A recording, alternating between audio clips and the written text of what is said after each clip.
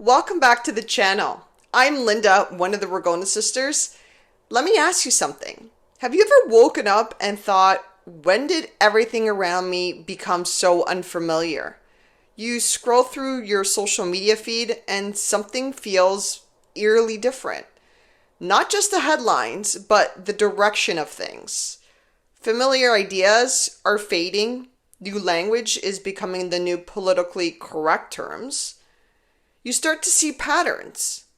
New city plans, new priorities, words like resilience and climate action, urban equity.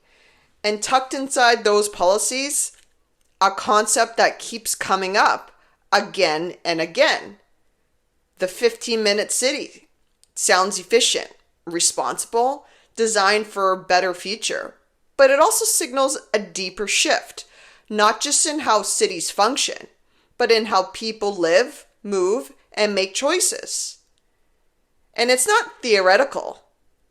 It's already in motion without even realizing it. And it could likely come to your city sooner than you think. Make sure to like, share, and subscribe so you don't miss what the headlines won't tell you.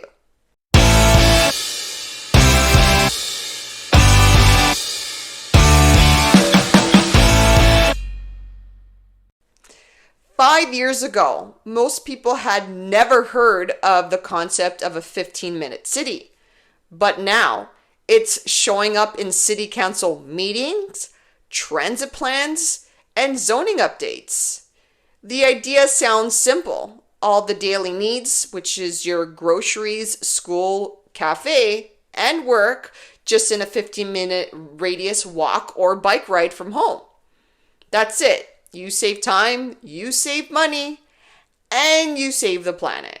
And the best way to understand what this really looks like is to look at a city where it's already being built, and one that's frankly admired and known to be the mega city.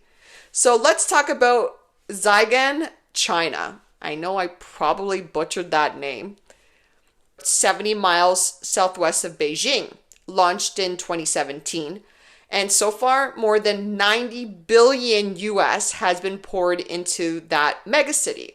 But here's the thing, it's still mostly under construction. It's not a full city yet, just pilot zones, just phases.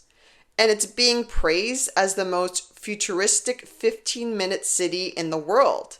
Think Jetsons, it's on that kind of level, but with more surveillance. And let's get into that. Residential zones are sprouting, AI-driven infrastructure is everywhere. We're talking smart sensors, facial recognition, and green transit. So who actually lives there right now? Well, not many. The population is mostly made up of construction workers, relocated villagers, and government employees, not people flocking there by choice. Some farmers were relocated to mid-rise apartment towers after their land was cleared. A handful of government departments and state-owned tech firms have also moved in. But there's no buzz, no community, not just yet. Let's look at who's praising it. No other than the World Economic Forum. All right, this self-sufficient Chinese city is being built with future in mind. So let's just quote the date here, September 14th, 2020. Barcelona-based Gouillard architect won a contest to design a community in this new city, because it's being referred to as the new city. And the proposal that includes wooden buildings with large balconies and shared 3D printers will allow residents to produce resources locally and provide all amenities. So I found something that was interesting when I was doing my research. So now we're looking at 10 cents, I guess that's how you say it, smart city seen as a model for China.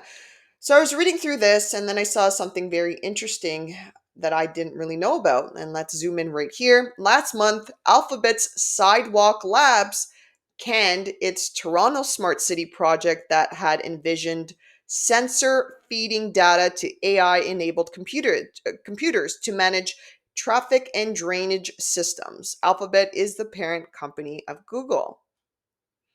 Interesting. According to Wikipedia, Sidewalk Labs was an urban planning and infrastructure subsidiary of Google. Its stated goal was to improve urban infrastructure through technological solutions and tackle issues such as cost of living, efficient transportation, and energy usage. On the surface, it's admired as a smart, self sustainable 15-minute dream city. Clean, modern, efficient, everything within walking distance. One of the crown jewels, 153 kilometers of digital roads equipped with smart tech. Over 1,000 AI-equipped camera tracks 19 types of municipal issues. Overflowing trash cans, illegal parking, graffiti, all automatically detected and reported to community workers who resolve it very fast. Efficient? Absolutely, but let's not kid ourselves. This is surveillance on every vehicle, GPS tracked, every street, facial recognition. And nearly all payments run through WeChat Pay or Alipay, meaning the government can see where you go, what you eat, and who you meet with. That's not dystopian fiction. That's real. Now look, let's be fair. Canada is not China, but we need to talk about what actually is already happening right now and what's being planned. So let's start with Mississauga. The city is planning a major transformation of Cooksville, centered around the GO station. They're in the early stages of implementation. The vision: high-density condos, mixed-use buildings, walkable corridors, doctors, cafes, schools, parks, all within blocks. Sounds convenient, right? But it's not just about walkability. This includes limited car access, timed traffic zones, and areas where cars are discouraged entirely. The goal is to reduce carbon. So if you want more information on the 15 minutes city in Cooksville, you can go to mississauga.ca. There is a link there that you can download this document, and I will post all the links in the description. But as you can see, it was put together April 2021, and I actually found a page that was quite interesting. All right. So it says the city has completed a transportation master plan, which includes consideration for electric and autonomous vehicles. The city is participating in a hydrogen fuel cell electric bus pilot project to help advance our commitment to zero emission bus fleet in support of the climate change action plan. An assessment of autonomous vehicles, including required infrastructure changes, costs, and benefits, will be evaluated in the future. And then there was another part, I don't know if I could find it right now, but they did say that they will slowly replace infrastructures that don't comply to their 15-minute design. So I thought that was interesting. So literally, guys, the world we know is changing very fast. But here's the concern. Are we slowly creating invisible borders that shape when and how we move? Cooksville still has weak walkability scores. Residents aren't ditching their cars anytime soon for the planet. And let's be honest, building affordable housing, it's not happening in today's climate. So for now, it's a vision, not a reality. Then there's Edmonton. As of January 2024, they slashed their zoning bylaws. So what does that mean? Townhomes, triplexes, small apartments can now pop up almost anywhere in Edmonton. It's a bold move for walkability, but longtime residents, they're not thrilled. You bought into a low density area and now 5-story rental looms over your backyard fence? I wouldn't be happy either. Edmonton is arguably the furthest along in Canada. Still a work in progress, but full speed ahead. If you want to learn more about the 15-minute cities proposed in Edmonton, you can go on edmonton.ca. There's also a link there that you can learn more about what's going on. This one here was proposed in 2022, and there's a bunch of information, but they're all kind of in and around, have the same concept. And Ottawa is taking a more long-term approach. Their 2046 master plan says Every neighborhood should let you meet most daily needs within a 15-minute radius. More shops in residential zones, higher density near transit, but the challenge? Not every neighborhood starts at the same level. In wealthier areas, you already have schools, cafes, libraries. Lower income areas, zoning alone won't build those things. So critics are asking, are we solving equality or entrenching it under a shiny urban brand?